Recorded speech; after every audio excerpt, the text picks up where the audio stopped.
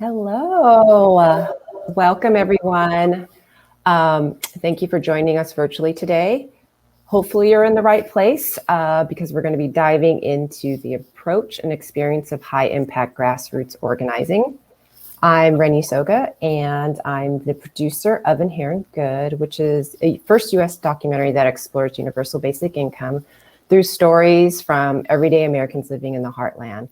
And the film was initially created to help bring basic income into the mainstream conversation and quickly became a tool to help serve the larger grassroots movement for basic income legislation. So it is really an honor to be able to help facilitate this discussion between our two panelists today, which I'd like to introduce to you. But first, just some housekeeping. If you're new to Crowdcast, there is an ask a question at the bottom.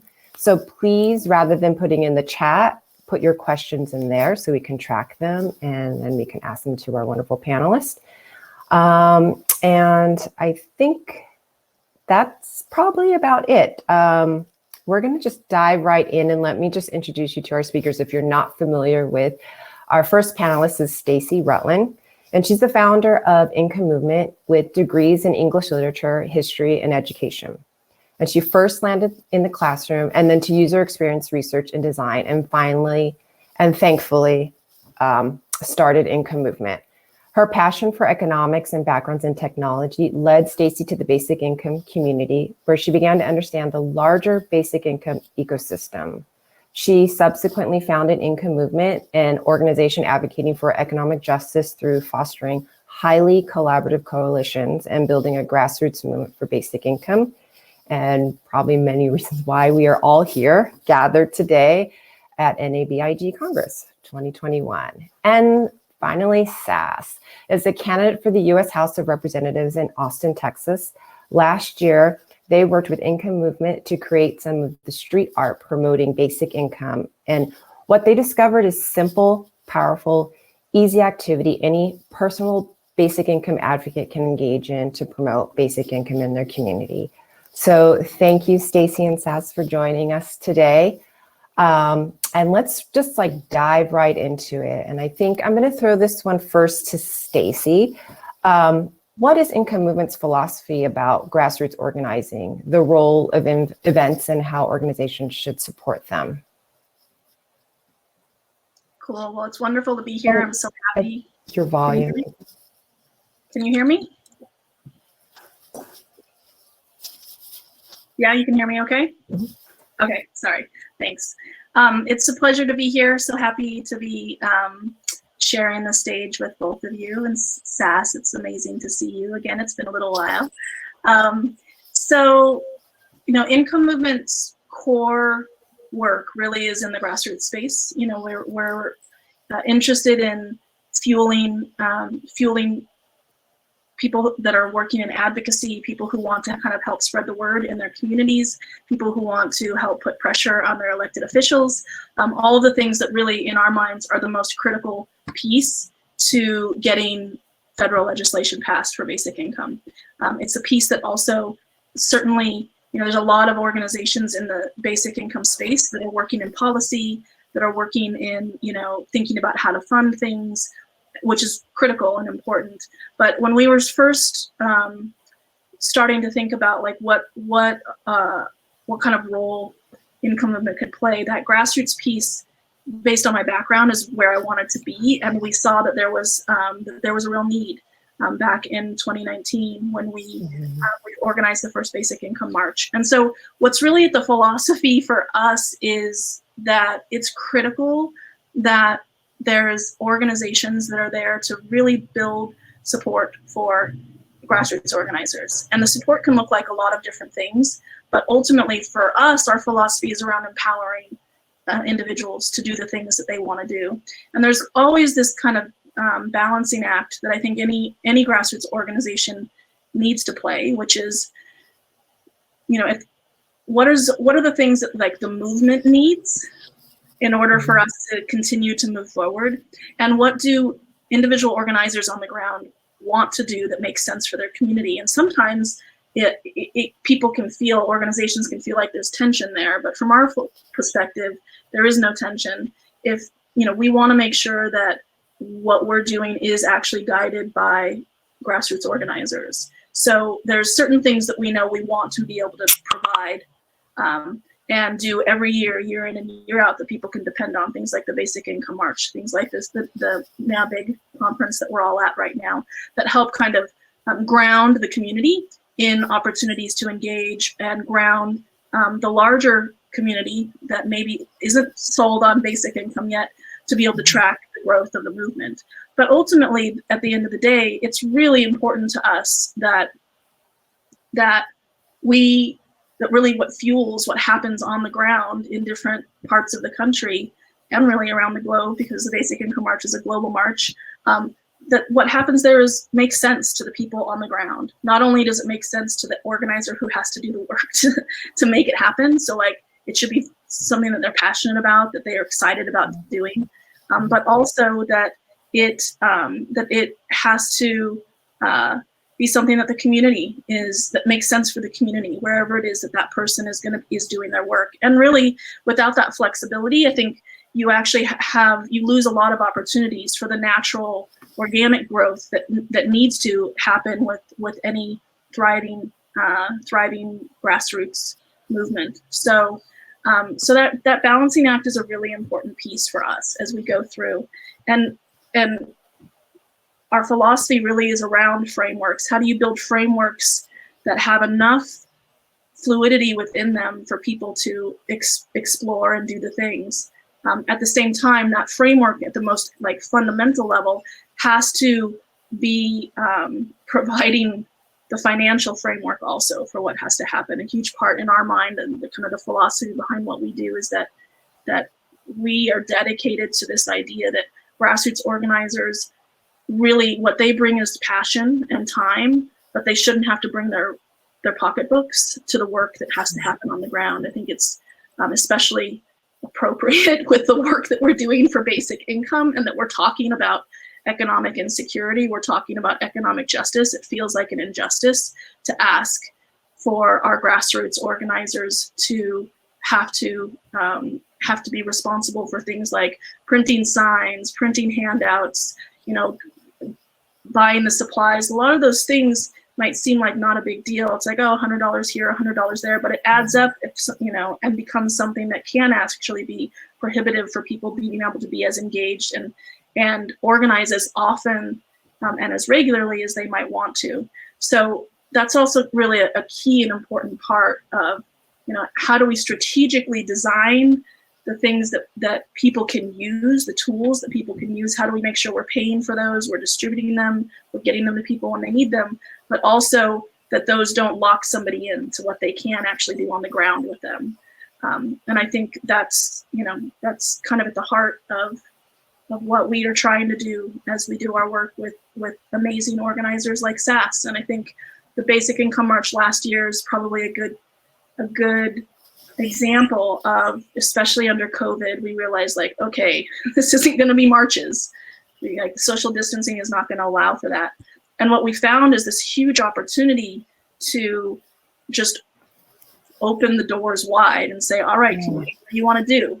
What makes sense? And it really, for us, what we found is what came out of the constraints of COVID actually has opened up opportunities when we are able to start coming back together to actually think a little bit wider and broader and more effectively in what kinds of things we want to support our organizers to be able to do out there. So I think, I'd love to hand it over to Sass to talk a little bit about, because I just talked for a long time. But yeah, Sass, we'd love to hear from you, because you played a pivotal role in Austin during the Basic Income March in 2020. And we'd love to, and I personally would love to learn more about that event, and then sort of the experience of the event, but also the community response. Yeah. Getting a lot of You might have echo. another window open that you might want to close. So I don't think the echo is coming from me. It's Yeah, it's is that gone now. oh, the echo's gone? Great. Okay, cool. So yeah, I first just want to piggyback off of what Stacey said real quick, and like of course the health restrictions last year were a piece of the puzzle, but also there had been so many marches that that year that they just kind of lost their luster a little bit during 2020, and we were like, I think we can be more effective with some other ideas, and so. Something that I had come up with, and of course brainstormed with many others, and got plenty of other ideas, was like, let's just ask people, you know, if you got a basic income, what would it do for you? And have people like put it on posters and note cards and stuff, and post it all up all over the city. And yeah, I learned some valuable lessons as to like maybe better approaches or what I should focus on. I'd love to actually, I put together like a quick little presentation, 5 or 10 minutes with all sorts of cool visuals. Would you get, okay, cool. I will share that then. Awesome. All right. So yeah, so basic income street art project, just a simple way to promote basic income in your community. So you can see one of the posters here at the top. It says, if you received a check for $2,000 today, what would you do with that money? You know, this whole thing is pretty simple. The first thing you need to do, well, I guess you already introduced me a little bit, but you got to figure out, you know, where should you advocate? And it's, you know, as you can see here, I put this together in downtown Austin. This was right in front of a Starbucks that closed early that day at like 1 p.m. or whatever, which was great because I would say hello to people, they say hi, and then they turn their head for the door. And right as they were about to touch the handle, I'd be like, it's closed. And then they were forced to interact with me, which was super cool. So, you know, you got to check your legalities, but basically the thing was like, figure out like where people are, you know, and so that could also be like a local event or something. It doesn't need to be in the middle of the city. And then also like, where you saw that poster, where are you going to put up those posters? At the time, we had a lot of businesses in downtown Austin that had been like permanently closed. They were boarded up. And I was like, man, this might be like the perfect place. I don't need to get permission. I can just put it up. And it's like symbolic of like, you know, basic income could be really helpful for this.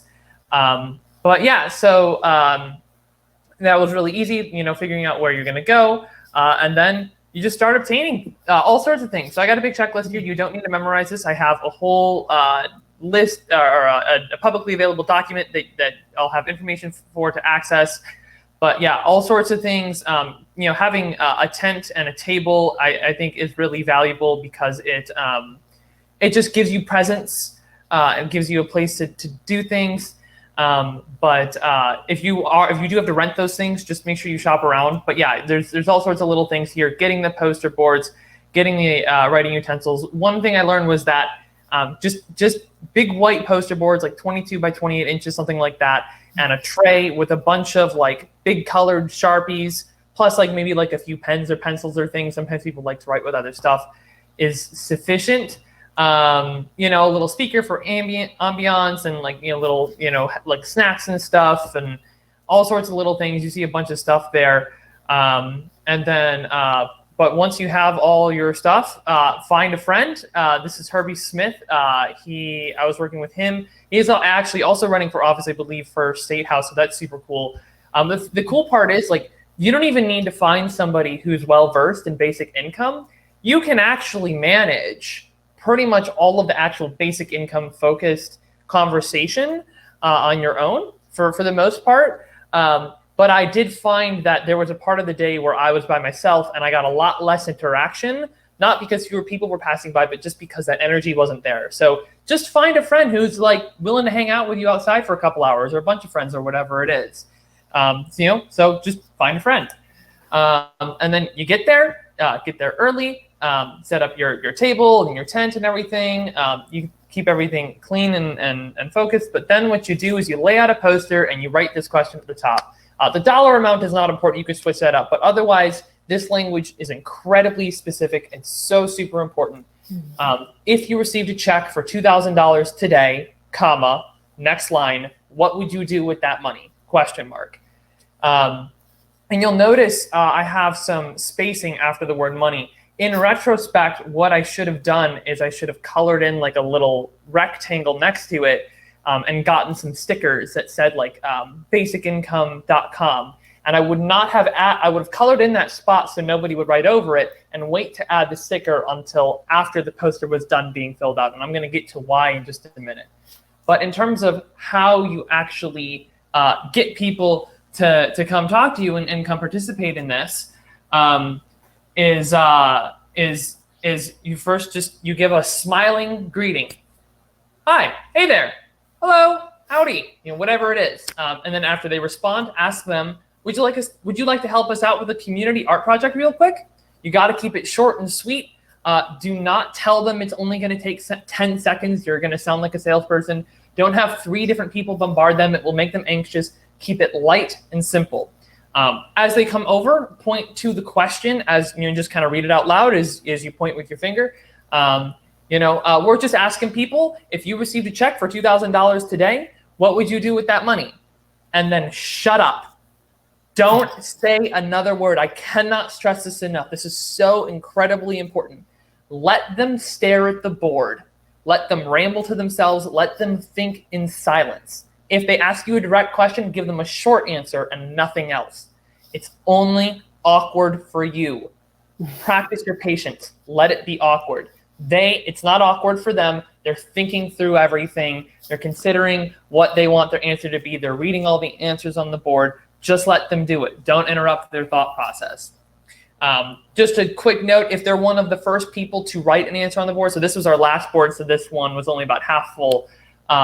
If right as they're about to touch the marker to the board, so you know that they've already have their answer in their head, just ask them not to write too big, as we need to leave room for others' answers. Because we had one time where somebody took up half the board with their one answer, and it was like, okay, we need to not let that happen again. But as they're finishing writing their answer down, read their answer out loud, like just read it in your head or out loud or whatever, and just briefly engage with them about it. And you can use that to pivot into talking about universal basic income or perpetual basic income by saying something along the lines of, this question's about one check, but imagine if you received a check for $2,000 every month for the rest of your life. What would that mean for you?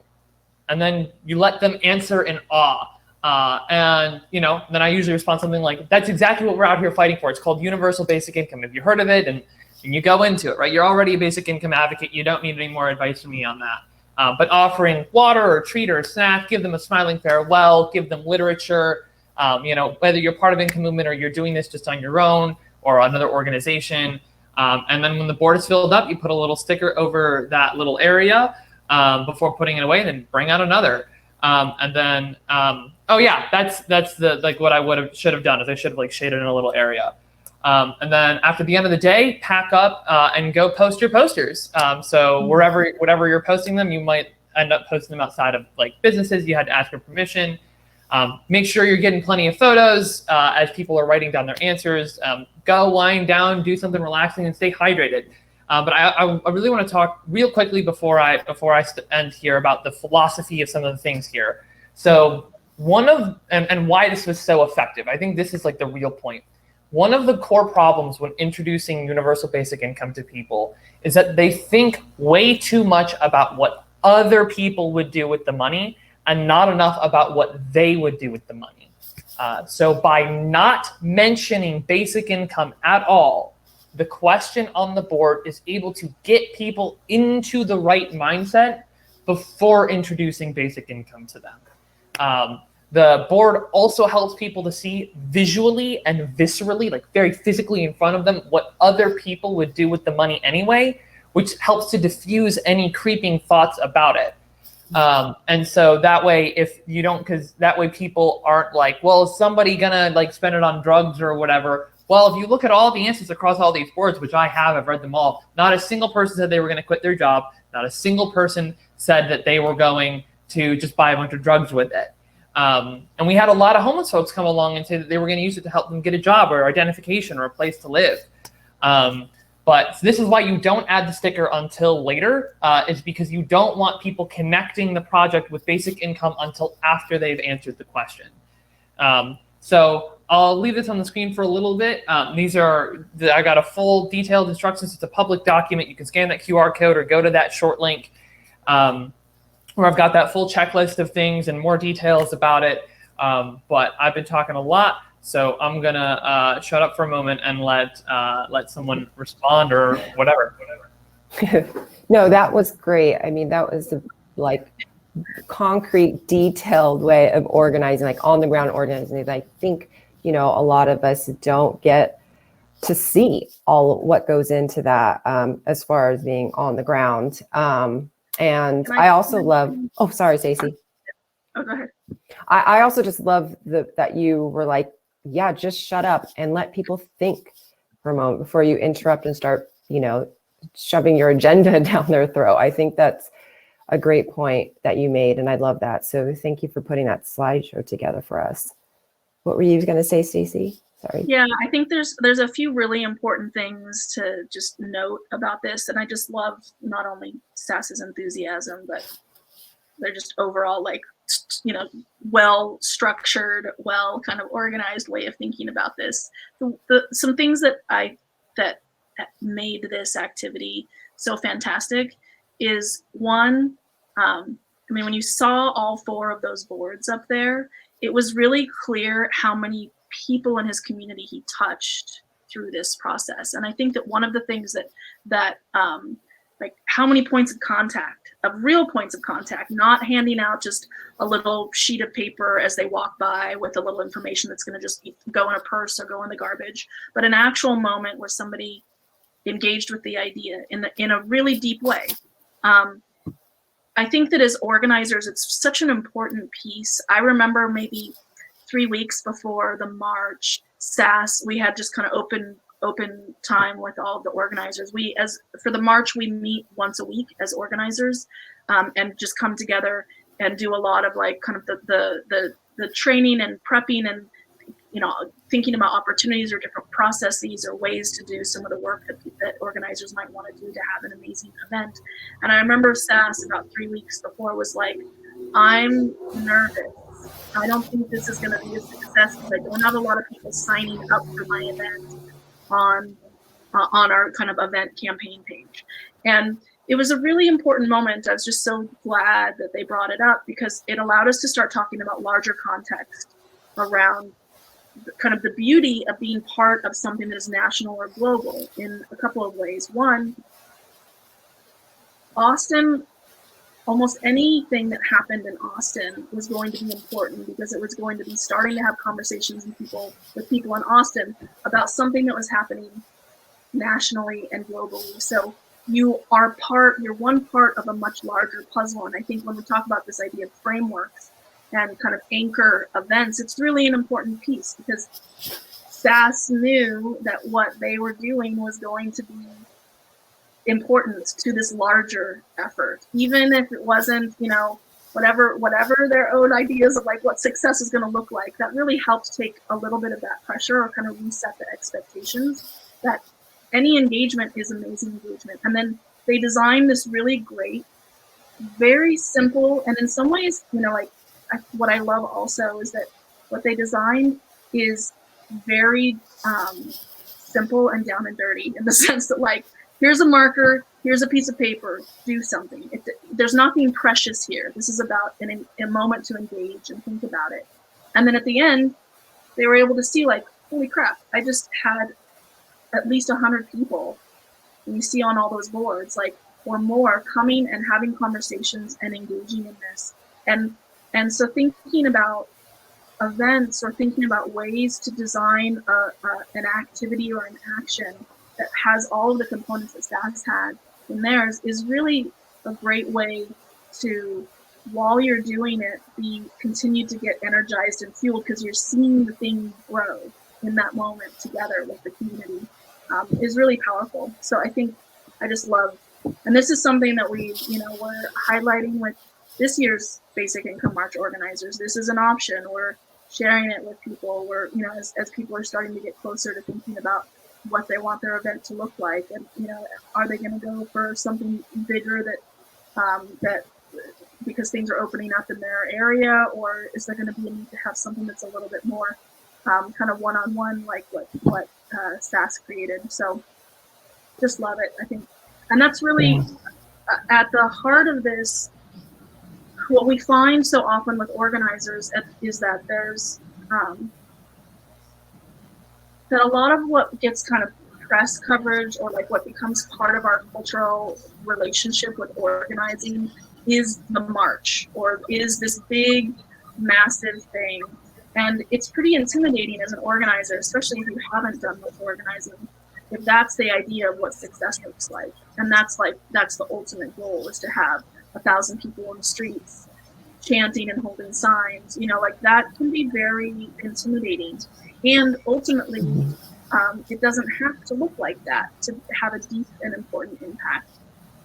And so I think it's really, really powerful when we see and when we can share the successes of organizers like Sass. And Sass was like, I'm pulling together like a how-to on this, and I was like, sweet, like all the more, we love building tools and references and guides, and processes, and it's like, they were just like, I'm doing it. And we're like, we're sharing it. That's awesome. So I just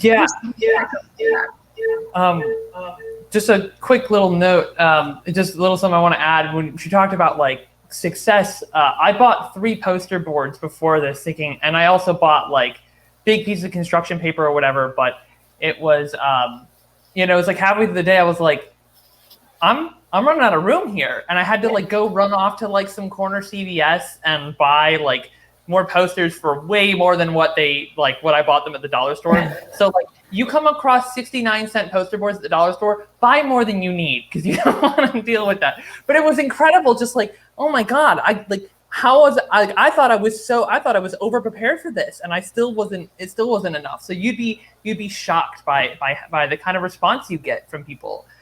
It's all about like some of these little details that I mentioned about like how you actually get people to approach and write their answer down. But if you get those little details right, you can get an absolutely incredible response. We have an audience question about those epic boards. Where are they? Did you, end up compiling them and sharing them via social media? Yeah, I did share them on social media the day of, on my personal account and on my campaign account on Twitter. But I mean, like I can put them up somewhere. I can find a place to put them. I am running for Congress. If you go to my website, voteforsass.com, on that first page, I do have one of those posters posted, just because I just think it's so cool. If you scroll down, but they're not up anymore. Yeah, I don't think it took long. I think somebody like intentionally cut them down from where I posted them, unfortunately, downtown. Because I went down like a week later. I meant to go down after a couple days, but yeah, they were gone, and like it didn't look like somebody ripped them down, because they were nailed there with these big fat washers. It looked like somebody took a knife and cut them down, which was unfortunate. But so that's all just like considering where do you want to post. And I had also thought about like I went back because I was hoping that maybe other people had maybe added answers later on. So that's another way you could implement this. If you know that you are going to post them in some safe space where there's going to be a lot of traffic and then they're not going to go down, you could maybe attach a pen or a marker to it. And so other people could just add to it over time. And it's just this living, breathing project that you don't even need to be engaged with. So that's another cool way, another cool concept that you can add into this whole thing. But yeah, I'll try to put them up somewhere, and if you guys want to read more of the answers. That'd be awesome. Can we talk about other key tools and processes you've found that work and are effective when it comes to grassroots organizing? I can mention a few things real quick, and then so I think that one of the things that is really in our minds critical at Income Movement is that we do actually believe deeply that the work that grassroots organizers are doing is real work. And I think there's something that happens a lot of the time with volunteerism, and especially what might be seen as like a smaller little event or action, like something that we just saw from Sass that is like, oh, that's just kind of a cute, fun little thing. But from our perspectives, what Sass did is deeply impactful and incredibly important. And to make that, to pull that off, I mean, you can hear it when Sass is talking about it, to pull it off is to actually utilize the skills that are the skills of somebody who's doing event management and strategy in the quote unquote real world, getting paid for it.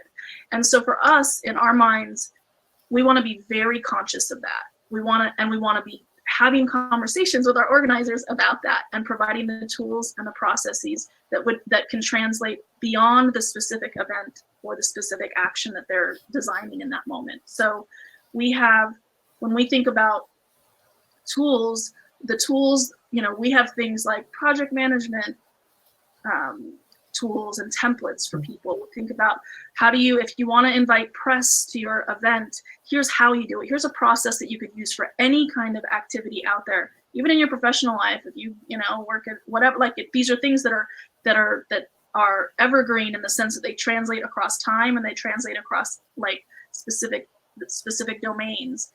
But here's how you actually engage with press. Here's what a press list looks like in a press release. Here's how you would invite them. Here's here's how you build a team. Here's how you invite partnerships with organizations in your area. And all of those things are about empowering and kind of helping mentor activists to become more and more comfortable with digging in and doing the work in the vision that they want to see happen in their community. And I think it's really important. The other piece to this is, and I just love that Sass was like, you can use this for what I'm doing here, like for income movement or for some other organization, for some other topic, like anything out there. And it's such exactly the spirit in our minds of how we think that volunteer coordination from an organization perspective should be. We do not think of volunteers as our volunteers. We think about volunteers and advocates as community members who are going to go out there and do amazing things with the things that with the kind of skills and tools that they're learning how to use. So for us, from our perspective, like success with our organizers is handing all this stuff over to them, giving the event that we're working on together is like the case study or the first pancake where they get to try it out and see how do these things work. And we're there to help guide them through that process. But we want them to take those tools with them and go do something else with it, whether it's for basic income or the environment or gender and racial justice, whatever it is, the things that we are learning together can be put to important and valuable work out there. And it could be, we have lots of our volunteers who have actually gone into this as a profession, who are now coordinating volunteers in other organizations because they started here with us learning real hard skills that not only translate to other volunteerism, but translate to being able to make your passion for organizing become your livelihood. And it's at the core when we think about the philosophy behind basic income. One of the most important parts is to be able to give people the freedom to really follow their passions. And so it's not just a philosophy of like an idea of that we have to wait for basic income to be put into place for us to be able to walk that talk. We walk it every time that we're engaging with organizers, because right now they can start to make that thing that they're most passionate about their life. And we can help them do that in whatever capacity they want, and so we just want to make sure we don't limit. We also don't want to overwhelm people like, holy shit, I'm going to be doing something like, no, it can be really small and lovely. And that can be that. And we have lots of organizers that do that. They're like, I just want to come in and do this thing. And I'm not going to do it next year probably, but I'm going to hand what I learned over to somebody else in Austin, Texas. And, they can take the ball and run with it. But I think it's important for us as an organization that we are thinking that way, so that if somebody wants to do that, they can, and they can put it on their resume. They can point to really important experience that they have that can open more doors for them down the line. Yeah, I mean, as a partner, Inherent Good, as a partner to Income Movement, you really do, the organization and the advocates really do live that philosophy when it comes to grassroots organizing. I mean, when our film was being released onto the world, we teamed up with Income Movement, and then I believe it was Humanity for Georgia, who just took our film and was like, hey, there's this local drive-in theater, we can set this up for you. And we did really no heavy lifting. They organized the whole thing. They promoted it within their community. They got people to show up to a random film called Inherent Good. And, you know, they got local, you know, elected officials involved, and they created, and leaders created videos. It was really phenomenal. And it was literally, they just came to us and said, hey, I think we could do something with this film for you before it's released to the world. And we're like, sure, here you go. And I think, you know, our partnership, we've been benefiting that from Income Movements and Humanity Forward, and everyone that's in this sort of basic income grassroots movement space is, you know, we've been benefiting from that as a partner and learning so much about how to serve and give back to the movement. So yeah, we appreciate that as a partner.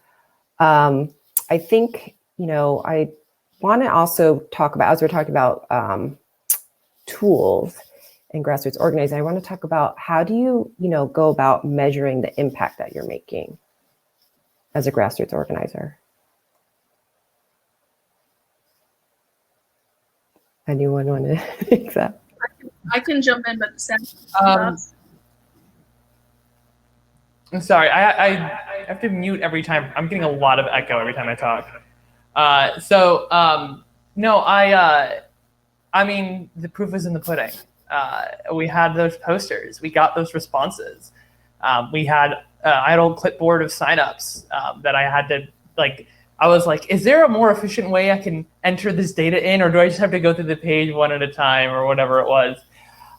You know, and it was like the coalitions. I mean, I was like, well, when we partnered with Humanity Forward, some of you may know Hexel, Colorado, who's basically runs Humanity Forward Texas, and he did his own up in Dallas, and he was incredibly instrumental in helping me to like get the list together and the checklist and cover all the little details on all my bases. And so, you know, it's like, it was about like, I can remember that day and all the impactful conversations that I had with people, and like what that has meant for me, and then how that has led it into just like this conversation with almost 40 people watching, and just like it's like you just got to do it, right? I had no idea how effective this was going to be. But you know, even now it's still resonating. And I would have organized it again this year. Unfortunately, I happen to have already had a prior engagement on the same day. But if anybody in Austin wants to put this together, I can help you organize it. I just won't be able to attend. But yeah, I mean, that's for me at this, I guess, more micro level. This is how I measure the success of it. Is just like, how many people did I engage with? I can see it right there. At a more macro level, I'd have to turn that over to Stacey. Yeah, I mean, I think that I think at the heart of it, what Sass is getting at is action, having something that people engage with in a way that is trackable is an important piece. You know, their posters represents that. Their clipboard of signups represents that. You know, those are really concrete, clear things that are important. You know, we provided for any of the organizers who wanted it, little like half sheet handouts that had QR codes so that people wanted to immediately take action to send a letter to their Congress member asking for fighting for recurring stimulus checks during COVID, because that was just such a, you know, when the march happened last September, there had only been one check that had gone out, and things had just completely stalled in the Senate. And so this was really, you know, we knew it had been 5 months since people had received any kind of relief. And so we really wanted to make sure that people who were inspired in that moment to have an opportunity to actually to take the next step, which is to actually make sure that their elected officials are heard from, you know, and taken to task to actually do something. And so those kinds of things are really effective. We often use, you know, some of the social media tools of hashtags and things like that, so that we can be tracking and seeing as people are taking photos, and you know, and people who maybe there isn't a march or an event in their town but are there in solidarity. Can we have campaigns on social media that help us make sure that everybody who wants to participate has a way to participate. So it's not too difficult. I think getting the more creative you think about ways, you know, that action and engagement can look that's documentable is important. And, you know, like Sass was saying, sometimes when it's a rally or a march, it's a little bit harder. Sometimes it's hard just to understand, was that 100 people or 300 people, or like what just happened, because you're in it and it's kind of like there's just so much going on. But having some of those other components in place can be really helpful also. And we have a we could probably share the link to the campaign, but off the Basic Income March website, there's a main kind of, on the main navigation, there's a button there that says find an event. And we have right now 13 or 14 cities across the globe who are participating, and anybody who's interested in doing something in their town can just sign up. And so that's also a really great marker. It's, to me, or for us, you know, the number of people who are able to show up that day is important, but also people who sign up but then either couldn't make it, or they're showing their solidarity by signing up and then promoting things online, but for social distancing purposes or whatever it is, wasn't able to make it. Those are still two different metrics that help you understand what the excitement and energy around this is in different communities. And then you have an opportunity to follow back up with those people, because if they sign up for the event, then you can email them and say like, hey, how did it go? Or if you weren't able to, you know, be part of it, here's some things that happened, to still continue to like have people feel excited about the work that's happening in their community. Yeah. There's some audience questions that are coming through now. And I think since we have, you know, about 15 more minutes. We only have 2 more minutes, actually. This ends at 2:45. Oh, it does? Yeah. Okay. And I'm facilitating the next session at 3 o'clock. So I have to actually go, but you guys can hang around for a while longer. Yeah, because maybe Sass can answer like stuff. Yeah. Yeah, exactly. I think, you know, another question is like, just, are there other grassroots movements or specific activities that, you know, you look that are inspiring to you or look for inspiration? If Sass wants to answer that. Can you just read the question? Other like grassroots, you know, organizations or movements that you look towards, you know, for inspiration or anything, like any other organizations or movements? That is a good question. Yeah, I don't know if there's anything like specific that comes to mind. I mean, I've really only been active with like activism and organizing for 11 months, not even a year. And I just kind of dove head first when I was like, I want to start having an impact on the world. Yeah, somebody put in the comments, Poor People's Campaign is amazing. They have some fantastic chapters around, I guess, you know, I will say like other organizations that like I'm a part of are Center for Election Science and the Equal Vote Coalition, which are voting reform movements. I've, you know, like I said before, Humanity Forward is, of course, we are all familiar with, you know, but also I'm also pretty encumbered by my campaign at this point too. But I mean, just thinking about like the diversity of like, you know, there's always something you can draw from somewhere, right? You can learn from everywhere. So even like Texas Campaign for the Environment, I've been watching, like they were trying to figure out like, okay, during COVID, how can we, like, if we can't meet up, how can we do things? And they were like, okay, well, let's try to get like representatives involved with some kind of virtual thing, you know, because normally they do some kind of like cleanup activity or whatever. So yeah, I mean, I do think 2020 has forced us all to be more creative, but there's no reason to drop that creativity going forward. So yeah, I don't have any like specific recommendations, but that's just, I guess I would just say, you know, just always try to keep an eye out and don't be afraid to learn from different things and just be creative and brainstorm ideas and just say stuff out loud. My goodness, like the thing you say might be dumb, but somebody else who hears it might take it and be like, oh, I know how to make that not dumb, or who knows, right? So just let it out, just brainstorm. Yeah. I do want to echo what Diane and just for a moment, the first organization that came to mind for me was Poor People's Campaign, and I think the work that they do, to me, that it's so fundamental and important, and I feel like it's a little bit overlooked sometimes, even for grassroots organizations, is elevating the voices of everyday people. You know, if you anything you attend with a Poor People's Campaign, it is they generally don't have elected officials or people that we think of as like the classic speakers involved. They are elevating the voices of people on the ground who are having the experiences and really honoring them. And I think that a lot of the time,